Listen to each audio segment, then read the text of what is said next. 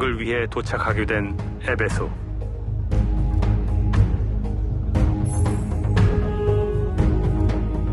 아시아 속주의 수도이자 가장 큰 도시. 아시아의 빛이라 불리던 에베소. 유럽과 아시아를 잇는 국제무역 항구 도시이자 아시아의 정치, 상업, 이교의 중심지로 각 나라 선박들과 사람들로 늘 붐비는 곳이었다.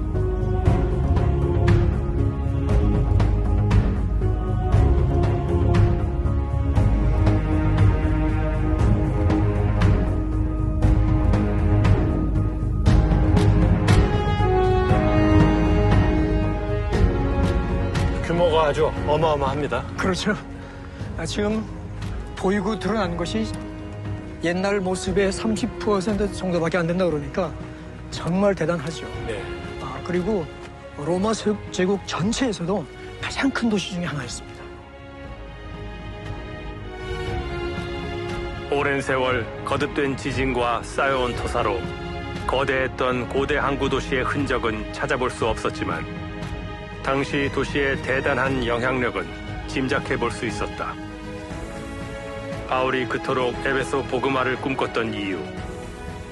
에베소의 복음화로 아시아 도시들은 물론 멀리 로마까지도 복음이 뻗어나갈 수 있는 기회의 땅이었기 때문이었다. 에베소에서의 사역은 장기적인 계획과 원대한 소망을 품고 시작되었다. 이미 준비된 형제들이 있었기에 그들을 제자로 훈련시키는 일에 더욱 힘을 쏟았다.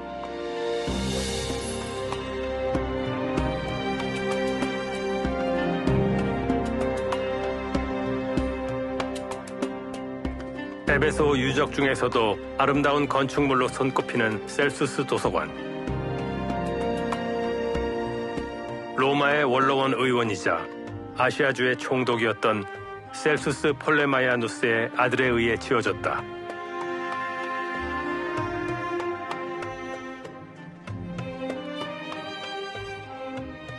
이곳 셀수스 도서관이 바울의 사역과는 어떠한 연관이 있습니까?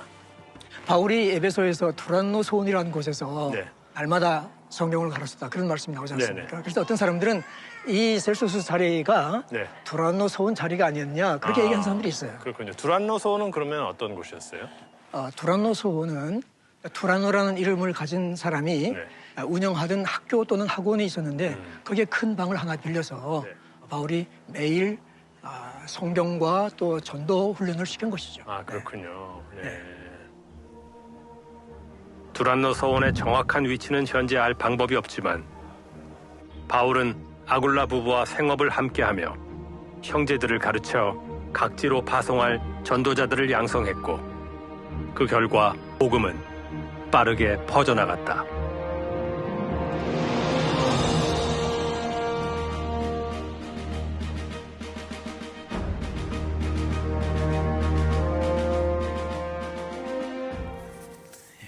차인표가 나오네요. CGN TV에서 올해 특별 제작해서 막 올해 오픈한 다큐멘터리입니다. 우리 말씀 네트워크 운동과 함께해서 더 감사하고요. 퐁당이라는 앱에서 또 유튜브에서도 보실 수 있습니다. 아주 잘 만들었어요. 역사적인 고정은 약간 아쉬운 부분이 있기는 한데 학문적으로 전반적으로 이 스토리 흘러가는 것과 영상이 아주 탁월해서 여러분 굉장히 도움 많이 되실 겁니다. 보신 대로 에베소는 바울이 지금까지 방문했던 모든 도시들 중에서 가장 큰 도시입니다. 큰 도시, 대도시. 바울 같은 전도자 입장에서는 어땠을까요? 와, 전도할 사람 많네. 황금어장 그렇습니다. 기회의 땅인데 근데 지금까지 방문하던 모든 도시에 대적자들이 있었잖아요. 만약에 이 큰 도시에서 대적자들이 생기고 조직화된다면 그것 또한 감당하기 힘든 규모가 될 수 있을 것이다. 양면이 있는 게 대도시죠. 일반적인 면에서도 그렇습니다. 대도시는요, 장점이 많죠. 문화적으로 화려하고 다양한 사람들 만날 기회가 있고 직장을 구하든 사업을 하든 뭔가 해볼 수 있을 것 같은 기회의 땅이기도 합니다. 반면에 치열한 경쟁에 눌려 살고 잘난 사람 때문에 주눅 들고 사람은 많은데 외로움은 더 깊어질 수도 있는 곳이 대도시이죠. 한국 사회도 그렇습니다. 지금 한국 사회가 경험하는 많은 문제가 인구 집중, 수도권 과도한 집중 때문에 있는 혹은 그가 관련된 문제입니다. 집값, 교육, 교통, 환경오염, 출생률 문제도요. 여러분 젊은 사람들이 죄다 서울로 가고 서울 가면 애 안 놓고, 그러니까 여러분 수도권 집중 완화하지 않고는 사실은 이 문제를 해결하기 어렵습니다. 대도시는 기회와 가능성의 땅, 자아를 실현할 수 있는 땅이라는 이미지가 굉장히 강력한 힘이에요. 그래서 사람들이 대도시로 몰려가는데 막상 가서는 비싼 집값 지불해 가면서 경쟁에 시달리면서 고달픈 삶을 사는 경우가 많죠. 그리고 그 고달픈 삶을 기반으로 소수가 배를 불리는 구조. 오늘의 많은 도시들이 당시 로마 시대 대도시들도 그런 문제들을 안고 있었습니다. 그런데 바울은 도시로 갔습니다. 대부분 여러분 대도시로 갔습니다. 뭐 조금 여유 있고 한적한 곳에 가서 좀 소박하게 이렇게 뭐 섬기면 되지 않냐 기도도 하고 그랬는데, 그럴 수 있겠지만 바울은 복잡한 도시로 들어갔습니다. 기회와 가능성을 보았기 때문입니다. 복음을 위한 기회, 하나님 영광을 위한 가능성입니다. 18장에서 고린도에서 1년 6개월 사역했다 그랬는데 이제 에베소에서는 3년 사역합니다. 최장 사역이에요. 여기 고린도에서 아마 대도시에서 사는 게 어떤 건가 하는 감을 좀 익혔을 것입니다. 그리고 더 큰 도시 에베소로 갑니다. 갈 때에 이번에는 브리스길라 아굴라를 데리고 가서 함께 전도합니다. 그리고 이 부분 거기 남겨놓고 이제 안디옥으로 가죠. 갈 때에 그곳 사람들이 은혜를 받고요, 더 있어 주세요 그랬는데 하나님의 뜻이면 여러분에게 돌아오겠습니다 말하고 떠납니다. 그리고 가서 준비했습니다. 기도했습니다. 우리는 하나님의 뜻이라고 말해놓고요, 정말 하나님의 뜻이 무엇인지 신경 안 쓸 때가 많잖아요. 심지어 어떤 사람들은요, 입장 곤란할 때에, 해주기 싫을 때에 하나님의 뜻을 말하는 습관이 있기도 합니다. 그러지 말고요, 그냥 생각해 보겠습니다 하는 게 훨씬 좋습니다. 만약에 하나님의 뜻이라 말했다면요, 마음에 담고 기도해야 됩니다. 기도하면 계획이 떠오르게 되어 있습니다. 정말 하나님이 인도하신다면 바울의 머릿속에 지도가 그려지고 에베소 거리가 막 떠올랐을 거예요. 그러면서 계획하는 거예요. 다시 에베소로 돌아왔습니다. 이제는 바울이 상당히 준비되어 있습니다. 지금까지와는 다릅니다. 빌립보에 처음 갔을 때 여러분 기억하십니까? 여기가 어디야 하면서 막 탐색해야 됐습니다. 막 강가로 문 밖, 성 밖에 나가서 기도처가 있나 막 찾아봐야 됐어요. 아무것도 모르고 갔습니다. 아테네에 갔을 때는 두리번 하다가 아이고 뭐 이런 데가 다 있어 하면서 분노했죠. 고린도에서는요, 오기는 왔는데 막상 와보니 물가도 너무 높고 살기 힘들어서 직장을 구해야 됐어요. 그래서 어떻게 만난 사람이 브리스길라 아굴라였잖아요. 데살로니가에서는 야반 도주해야 됐습니다. 대체로 바울은 늘 정보도 부족했고 계획하기도 힘들었고 계획해도 뜻대로 안 되는 삶을 살아왔습니다. 그런데 여기 에베소에서는요, 상당히 계획을 세우고 전략을 세우고 갔습니다. 먼저 브리스길라 아굴라를 데리고 갖다 놓고 남겨두고 갔잖아요. 그 사이에 뭐 했겠습니까? 이 부부가 복음을 잘 알잖아요. 선교를 배웠잖아요. 그래서 사업하면서 뿌리 내리고 적응했을 것입니다. 바울 선생님이 오시면 어떻게 선교해야 될까? 아마 계획을 다 짜놓았을 거예요. 여러분, 그래서 우리가 하나님의 일을 할 때도 최선의 전략을 마련하고 그리고 하나님의 뜻을 구하는 겁니다. 아무 생각 없이 그냥 기도한다고 뭐 되는 거 여러분 아니에요. 그래서 여러분, 저는 교회의 젊은이들에게 늘 도전합니다.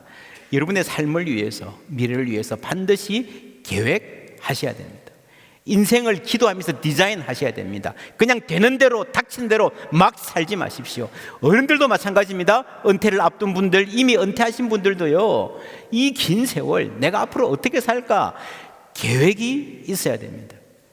우리 교회의 중요한 훈련 프로그램 중에 소명과 잠재력 있습니다. 12월 8일부터 시작할 텐데 이번 특별히 주일날 합니다. 모든 성도가 다 훈련받기를 원해서 평일날 나오기 힘든 분들을 위해서 특별히 배려해서 주일날 개설을 했습니다. 모든 성도가 여러분 이 과정에 함께 참여해서 내 인생을 향한 하나님의 비전, 소명을 헤아려 보았으면 좋겠습니다. 특별히 우리 교회에서는 안수 집사, 권사, 장로가 되려면 필수적으로 여러분 여기에 참여하셔야 됩니다. 왜냐하면 여러분 교회를 섬기는 거는요, 내 시간 중에 일부를 떼서 일부를 하나님께 드린다 그거 아니에요. 내 인생 전체를 하나님이 어떻게 이끌어 가시고 빚어 가실까, 사용하실까 하는 큰 큰 그림 속에서 장로도 되고 집사도 되고 권사도 되는 거예요. 그것 없이 여러분 하나님의 일을 할 수가 없습니다. 하나님은 언제나 내가 하나님을 위해서 어떤 일을 하는가 보다 내가 하나님 안에서 어떤 사람이 되어가는가에 더 관심이 많으세요. 여러분 이미 직분 받으신 분들 중에서도 장로님들, 집사님들, 권사님들 중에서 아직 안 하신 분들 있다면 이번에 꼭 참여하시기를 당부드립니다. 바울의 에베소 사역도 그래요. 이제는 사역자로서 경험도 좀 쌓이고요, 감도 잡은 것 같아요. 사실상 최초로 제대로 된 전략을 갖고 시작하는 선교입니다. 그런데 여러분 곧 은퇴예요. 여러분 에베소는요, 바울이 순회 선교사로서 지역 목회자로서 마지막으로 전도하고 양육했던 장소입니다. 에베소를 떠나면서부터는요, 이제 사역을 정리하는 단계로 들어가요. 이제 좀 알만하니까 은퇴하네, 그런 거죠.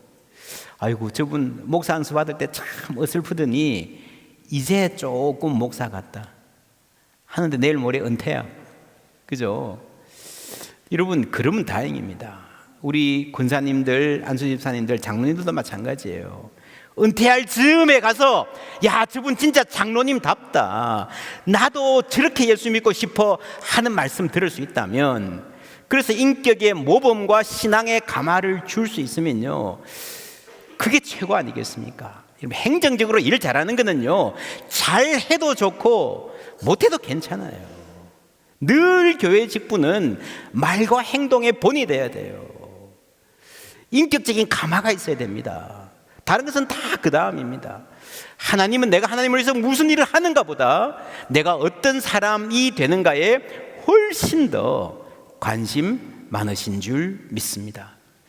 바울이 어떻게 사역했는가? 9절 10절 함께 읽습니다. 어떤 사람들은 마음이 굳어 순종하지 않고 무리 앞에서 이 도를 비방하거늘 바울이 그들을 떠나 제자들을 따로 세우고 두란노 서원에서 날마다 강론하니라. 2해 동안 이같이 하니 아시아에 사는 자는 유대인이나 헬라인이나 다 주의 말씀을 듣더라. 두란노 서원에서 날마다 매일 모였습니다. 아마 최소한 2시간 이상 모였던 것 같아요. 다른 자료들을 보면 여러분 회당에서 먼저 시작했는데 비방학원을 옮겨갑니다. 약간 다른 게, 이때까지는 비방하고 적대하고 막 이렇게 막 난리를 쳤을 때 옮겨갔는데, 에베소에서는 이게 읽어보면 느낌이 뭔가 그냥 비방하자 말자 가버린 것 같아요. 그리고 고린도만 하더라도 바로 옆집 디도 유스도 집 아주 좀 들어가기 힘든 데였는데 뭐 갈 데가 없어서 몰려간 느낌인데, 여러분 이 뉘앙스를 보면요, 이미 두란노 서원을 어레인지 해놓은 것 같은 느낌이 굉장히 강합니다. 이 두란노 서원이라는 것은 헬라어로 스콜레입니다. 스콜레, 본래는 여유, 여가 이런 말이죠. 그때 공부를 했기 때문에 영어의 스쿨이 여기서 나왔죠. 그래서 직역하면 교실, 강의실, 렉처홀 이런 말입니다. 근데 당시에 그렇게 여기저기 학교가 있고 학원이 있고 그런 분위기가 아니어서 그 사회가 당시에 공장을 서원이라고 하는 말한 적이 많았습니다. 여기저기에 공장이 있고 상점이 있었습니다.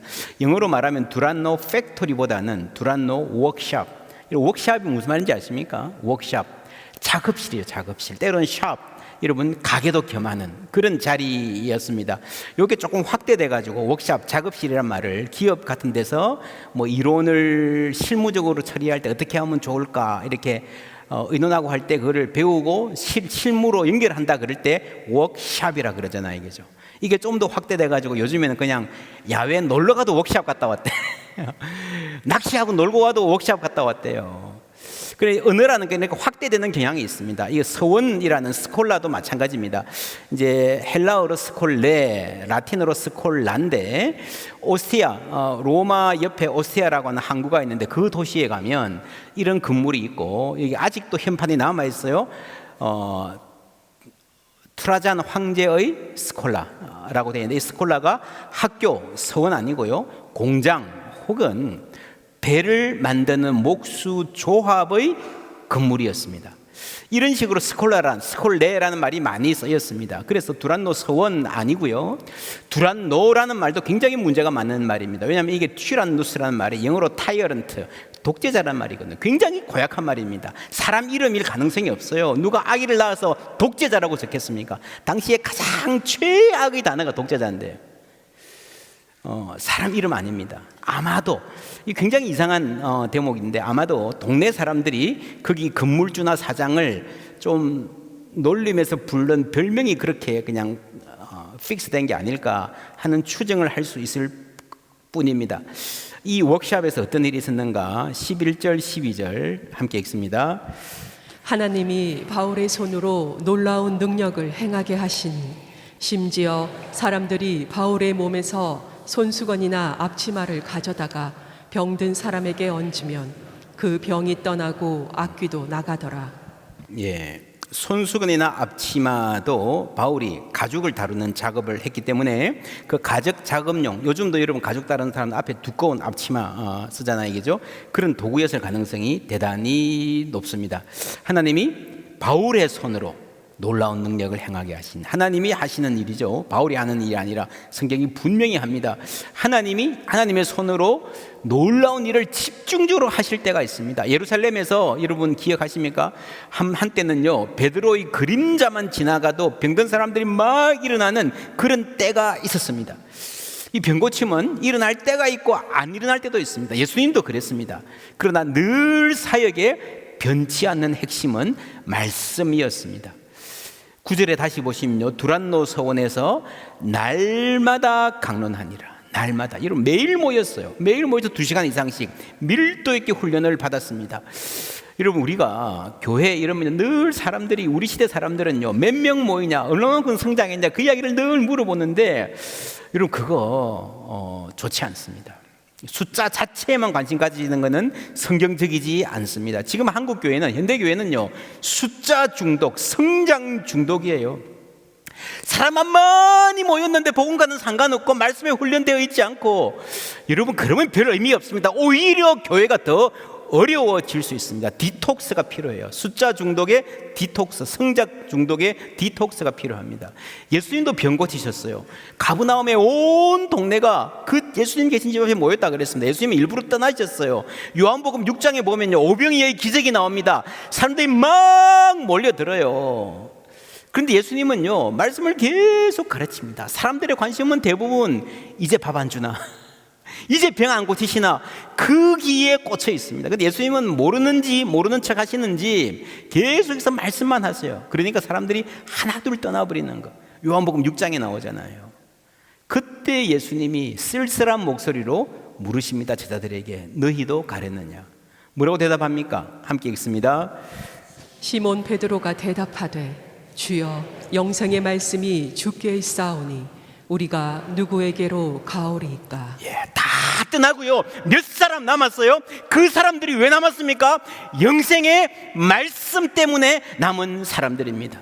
그래서 수천 수만이 많이 모인 그 군중들이 아니라 몇 사람이라도, 단 한 사람이라도 제대로 말씀의 사람이 될 때에 하나님의 역사가 일어나는 거예요.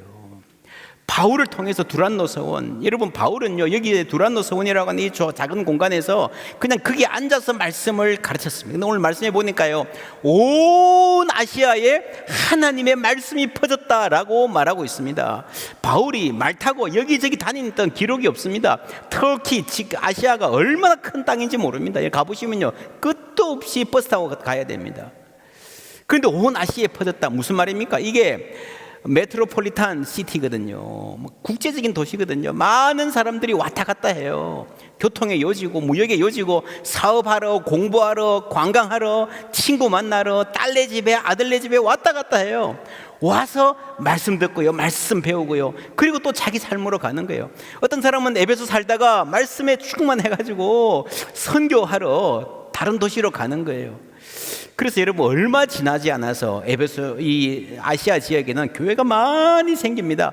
여러분 요한계시록 아시죠? 에베소, 서머나, 두아디라, 사대 7교회나 나오는데 이게 전부 다 에베소를 중심으로 한 당시 아시아, 소아시아의 서부 해안 지역의 교회들이었습니다. 드로아에도 교회가 생기고 있고요, 바울이 골로새서라는 편지를 쓴 적이 있죠. 그 옆에 여러분 히에라볼리, 라오디게아 교회가 함께 있습니다. 이 계곡 안에 지금의 온천으로 굉장히 유명한 지역이죠.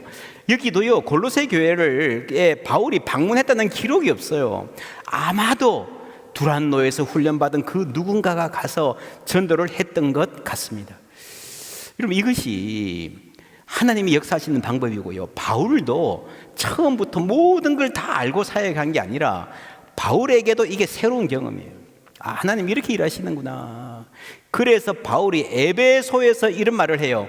로마도 보아야 하리라. 그전에는 별 생각을 못 했는데 아마 그랬던 것 같아요. 내가 아시아의 수도 에베소에서 말씀을 전하니 온 아시아에 복음이 전파되는구나. 만약에 세계의 수도 로마에 가서 이렇게 사역한다면 로마도 보아야 하리라. 그 말이잖아요. 세계의 복음이 전화될 수 있겠지 하고 기도하기 시작하는 겁니다. 우리에게도 똑같습니다. 여러분, 나의 에베소는 어디입니까? 내가 지금 있는 자리, 나의 직업, 나의 경험의 한계, 그렇죠? 하나님은 그 속에서 새로운 비전을 보여주시는 거예요. 로마도 보게 하시는 겁니다. 만약에 로마로 가면 내가 어디까지 이 세계를 품을 수 있을까? 그렇게 한 사람의 세계가 넓어지고요, 하나님이 일하시는 겁니다. 여러분, 우리와 우리 자녀들에게 하나님께서 이런 비전 주시기를 주님의 이름으로 축원합니다. 이런 부모들의 책임이, 교회의 책임이 젊은이들의, 자녀들의 눈을 띄워주는 것입니다. 큰 세계를 품게 하는 것입니다. 이렇게 하나님의 능력이 나타났는데, 여러분, 늘 눈에 보이는 가시적인 능력이 나타나면요, 부작용이 있습니다. 이 좋아 보이니까, 인기가 있으니까요, 사칭하는 사람들이 생깁니다. 가짜가 설쳐요. 어떤 사람들이 막 그러고 다닙니다. 막 자기는 이 능력의 모양만, 경건의 모양만 여러분 탐을 내서요, 귀신 쫓는 게 너무 좋아 보이는 거예요. 그러면 여러분 인기와 명예와 돈을 벌 것 같은 거예요. 그래서 가짜들이 다니면서 내가 바울이 전하는 예수를 의지하여 너에게 명하노라 그러니까 이 악귀가 귀신이 뭐라 그러는가 하면요, 내가 예수도 알고 바울도 아는데 Who are you? 너는 누구냐? 그래가지고 공격하는데 오히려 공격당해가지고 벗은 몸으로 막 도망가는 그런 굉장히 극적인 일이 일어납니다. 여러분, 이 소문이 에베소에 일파만파 퍼져요. 이게 뭔가 하면요, 진짜와 가짜가 선명하게 구별되는 겁니다. 여러분, 복음이, 말씀이 제대로 선포되기 전에는요, 진짜와 가짜가 섞여 있어요. 때로 여러분, 가짜가 더 진짜 같아요. 가짜가 더 큰 소리 쳐요. 그러나 하나님이 정말 역사하시면요, 진짜와 가짜가 선명하게 구분되는 줄 믿습니다. 이 진리 앞에서 우리는 물어야 됩니다. 나는 진짜인가? 가짜인가? 그래서 사람들이 이 도전 앞에서 내 안에 있는 가짜, 내 안에 있는 거짓을 발견하는 거예요. 그리고 내어놓습니다. 그것이 회개입니다. 17절부터 함께 읽습니다. 에베소에 사는 유대인과 헬라인들이 다 이 일을 알고 두려워하며 주 예수의 이름을 높이고 믿은 사람들이 많이 와서 자복하여 행한 일을 알리며 또 마술을 행하던 많은 사람이 그 책을 모아 가지고 와서 모든 사람 앞에서 불사르니 그 책값을 계산한즉 은 5만이나 되더라. 이와 같이 주의 말씀이 힘이 있어 흥왕하여 세력을 얻으니라. 믿은 사람이 많이 와서 자복하여, 내 안에 있는 가짜를 가지고 오는 거예요. 그래서 막 1명, 2명 마술책을 가져오는데 모이니까 은 5만 드라크마, 어마어마한 양이 모였습니다. 이렇게 많았어? 그냥 깜짝 놀랄 만한. 여러분, 이것이 뭘 말하는 겁니까? 그만큼 이 사람들이 불안했다는 거예요. 여러분, 사람들이 점치러 가는 거는요, 불안해서 가는 겁니다. 대단히 그걸 믿어서 그런 게 아닙니다. 그런 말이 있더라고요. 부적은 비쌀수록 좋다. 누가 어디 가서 부적 써왔는데 10,000원 줬다. 그럼 얘를 그거 붙여놓으면요, 안심이 안 되는 거예요. 100만 원? 500만 원? 아, 이거 1,000만 원짜리야. 그러면요, 뭔가 든든하잖아요. 그죠? 여러분, 사람들이 그렇게 마술을 사주팔자 이거는요, 그걸 대단히 믿고 자기 세계관에 맞아서 그런 게 아니라 그냥 불안해서 그런 거예요. 제 친구 목사님들 중에서 제주도에서 목회하는 분들이 꽤 있습니다. 제가 제주도 가끔씩 가는데 세미나도 하고 이런저런 집회도 가는데 갈 때마다 제주도 목회 이야기 듣는 게 참 재밌습니다. 얘기하고 굉장히 많이 달라요. 제 친구 목사님 한 분이 그런 말을 해요. 성도들이 예수 꽤 오래 믿은 분인데 중고차를 샀어요. 중고차를 샀는데 요 백미러 옆에 명태 말린 게 달려 있어요. 여러분 차 샀으면 어떻게 하시겠습니까? 그걸 떼면 되잖아요. 떼서 버리면 되잖아요. 근데 이분이 교회로 와서 목사님 오시라 그래서 목사님이 떼달래. 내가 떼기는 불안한 거야. 이게 무슨 일이 생길 것 같고. 여러분 이게 과학이 발달하고요, 사람들이 지성적이 되면 이런 게 없어질 것 같지만 요즘 기사들을 보면 MZ세대가 사주를 그렇게 많이 본답니다. 사이버 운세 시장이 날로 번창하고요, 타로점 이런 것도요 얼마나 유행인지 모릅니다. 무슨 말입니까? 그만큼 지금 한국의 젊은이들이 불안하다는 거예요. 그래서 여러분 마술책을 불에 태운다는 것은요 그 불안을 극복했다는 말이에요. 불안해서 해방됐다는 말입니다. 안 그러면 못 태우죠. 그거 태우다가 무슨 또 잘못될까 싶어서 벌벌 떨죠. 태울 수 있다는 것은요 불안을 극복했다는 이야기. 그리고 또 하나, 돈입니다. 돈. 이런 마술책 돈을 많이 주고 샀어요. 돈이 많아서 산 게 아니고요, 막 그냥 매여 있으니까 산 거예요. 그런데 예수 믿고 나니까 그게 필요 없게 됐어요. 그럼 어떻게 하겠습니까? 여러분 나 같으면 비싸게 샀어요. 어떻게 해요? 당근마켓에서 팔면 되지. 비싼 건데 왜 버려 아깝게. 여러분 우리 인생에 한 번쯤은요 모든 금전적인 계산, 경제적인 가치를 넘어서서 단호히 돌아서야 될 때가 있는 거예요. 단호히 선을 꺼야 될 때가 있는 거예요. 한동대학교 초대 총장 김영길 총장님, 장로님이 그런 간증이 있습니다. 이분이 술을 굉장히 좋아하셨대요. 집에다가 이 바를 만들어 놓고, 아마 미국 이야기 같은데 미국에는 지하실에 가면요 이렇게 아예 그냥 술집처럼 만들어 놓은 집들이 굉장히 많습니다. 위스키 이런 양주 쫙 진열해 놓고 가끔씩 마시고 그걸 이렇게 막 열어보기만 해도 뿌듯했는데요, 이분이 은혜 받고 이제 술 안 먹는다 선언하고 그거 다 가져와 가지고 싱크대에 버리는 거예요. 사모님이 그 간증을 하시는데, 그 총장님 부인 군사님이 하시는데 콸콸콸콸콸콸콸콸콸 이걸 얼마나 실감나게 얼마나 오래 하시는지요.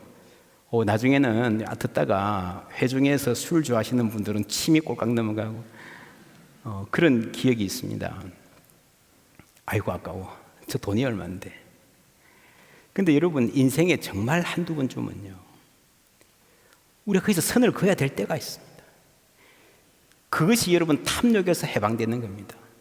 마술책을 불태우면서 그들은 탐욕과 불안에서 해방되었습니다. 그리고 이 모든 역사를 정리하던 하면서 이 문단의 결론을 성경은 이렇게 말합니다. 20절 다 같이 읽습니다. 이와 같이 주의 말씀이 힘이 있어 흥왕하여 세력을 얻으니라. 예.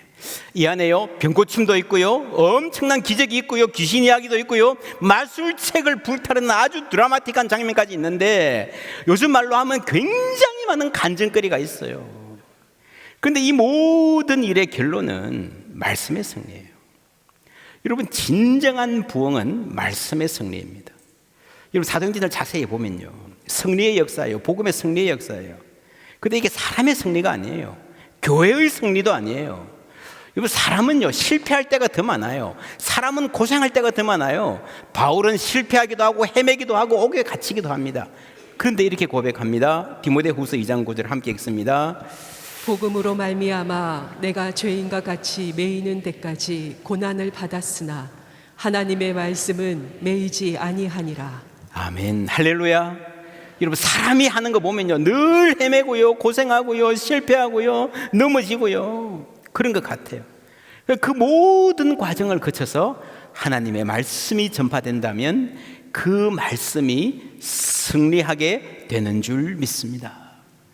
여러분 이것이 한국 기독교의 역사입니다. 1985년 4월 부활절 아침에 인천 제물포항에 2명의 미국 젊은이가 내렸습니다.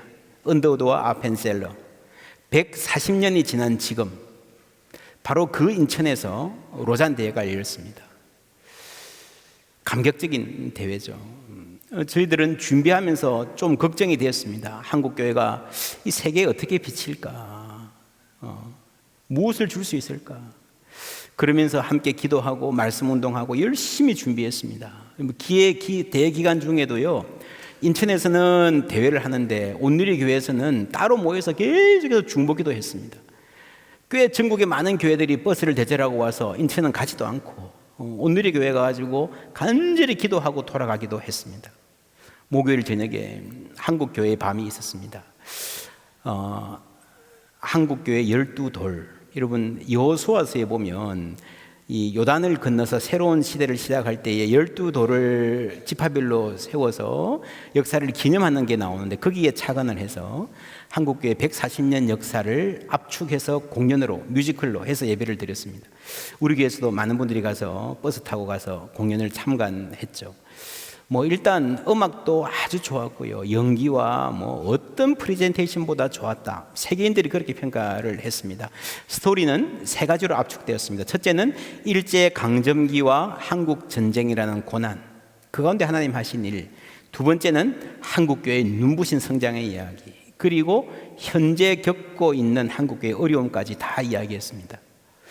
대회 준비하면서 우리가 한국교회를 일방적으로 자랑하지는 말자, 우리 있는 모습 그대로 못난 부분까지 솔직하게 드러냅시다 라고 많이 얘기를 나눴습니다. 그래서 솔직하게 그대로, 여러분 보신 분들 계시겠지만 한국교회가 지금 사회로부터 외면받고 있습니다, 위선적이다, 비도덕적이다 하는 평가도 많이 받고 있습니다 라는 고백도 내놓았습니다. 그런데 제가 이 이후에 많은 분들하고 함께 대화를 했습니다.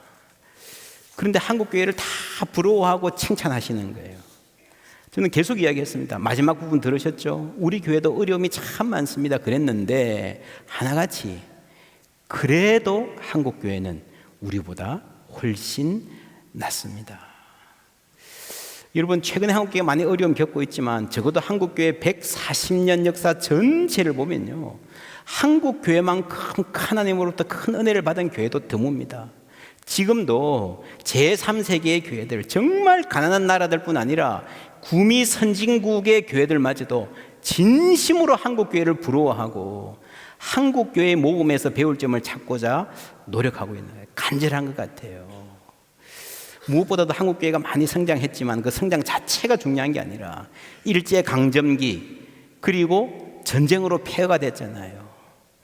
그런데 지금은 세계에서 두 번째로 많은 해외 선교사를 파송하는 나라가 되었다는 사실은 세계 그리스도인들에게 말할 수 없는 감동으로 다가갔습니다. 그게 목요일 저녁이고요. 금요일 저녁, 이제 마지막 밤에 한국 찬양팀 리더가 찬양을 인도하면서 즉석에서 그런 제안을 했습니다. 여러분, 코리안 프레이어 아십니까?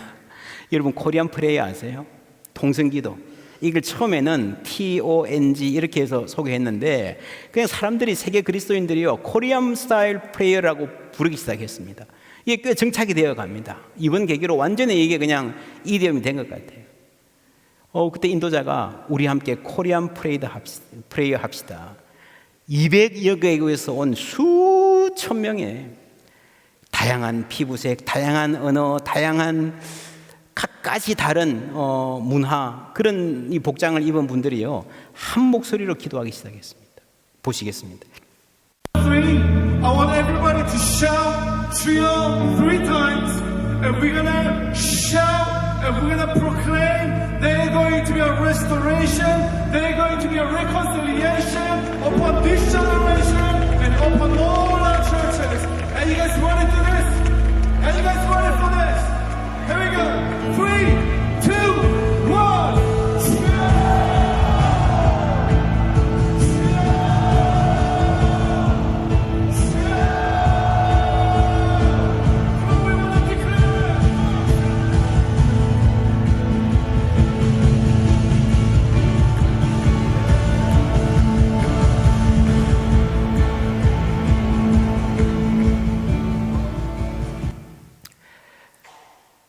여러분, 놀랍지 않습니까? 정말 감동적이지 않습니까? 저는 이 순간이 세계교회 역사 2000년의 역사와 한국교회 140년의 역사가 만나는 순간이었다고 생각합니다. 하나님이 한국교회 지금까지 보여주신 은혜, 그리고 앞으로 기대하시는 사명을 집약적으로 보여주는 장면이었습니다. 한국적 영성. 그렇죠. 여러분, 찬양팀만 하더라도요, 지금은 세계 어느 나라 찬양팀보다 한국이 음악적으로나 영성으로나 이 리더십 면에서나 아주 탁월합니다. 한국 젊은이들의 창조성, 그리고 한국 교인들의 말씀에 대한 사랑, 열정적인 기도, 여러분 세계에서 유례를 찾아보기 힘듭니다. 또한 한국 교회가 지난 140년 동안의 3.1운동과 그 엄혹한 독재 시절의 인권과 민주화 운동에 기여해온 역사, 우리는 참 모자란다 생각하지만 세계의 많은 그리스도인들이 한국 교회를 기대하고 있구나. 저는 우리가 바로 그 기대 안에서 하나님의 음성을 듣기를 원합니다. 하나님의 기대를 발견하기를 원합니다. 여러분, 이 옛날에 로마 사람들이요, 전쟁하려고 돈 벌려고 길을 닦았잖아요. 세계 곳곳에 길을 닦아놓고 세계가 하나로 연결됐습니다. 모든 길은 로마로 통한다. 여러분, 그래서 이 길 때문에라도 로마는 영원할 거라 그랬습니다. 근데 그 길로 바울이 다니는 거예요. 전도자들이 다니는 거예요. 로마는 사라졌지만 복음은 여전히 살아서 역사하고 있습니다. 하나님의 섭리입니다. 한국의 놀라운 경제 성장, 그리고 세계인이 부러워하는 K-컬처, 저는 이게 로마의 도로와 같이 복음을 위해 쓰일 수 있기를 간절히 바랍니다. 우리와 우리 자손들이 갖고 있는, 물론 우리가 겸손해야 되지만 세계를 향해서 받은 사명이 분명합니다. 우리가 먼저 말씀 앞에서 바로 서고 말씀의 사람이 되어서 주께 쓰임받는 복된 교회 하나님 사람들 다 되시기를 주님의 이름으로 축원합니다.